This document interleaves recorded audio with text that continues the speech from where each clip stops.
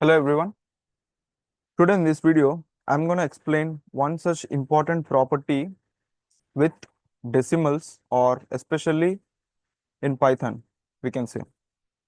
For example, we have 4 and I have performed some division with 2, and what is the output for this thing? Probably you would be guessing that 2 is the output, right?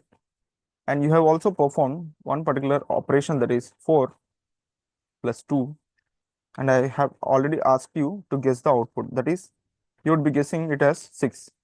This is absolutely right, but not in case of Python.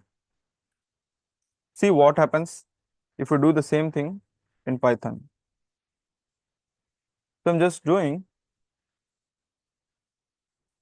4 divided by 2, and I have just pressed enter. See here, earlier the output was 4 divided by 2 is nothing but 2. It's a pure even number. I mean, it's a pure whole number. It doesn't have any fractions in it.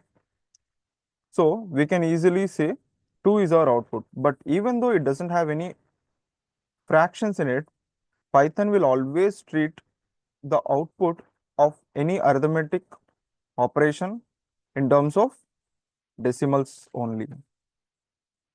Let's try to implement this particular operation, that is 4 plus 2. See here, 4 is a pure whole number, and I'm actually adding it with a decimal number this time, 2.0. Imagine. And if I just hit enter, see here, I have got an output as 6.0. What does this indicate is, no matter what, even if you divide two even numbers, that is 4 by 2, you will get the result as float, that is 2.0.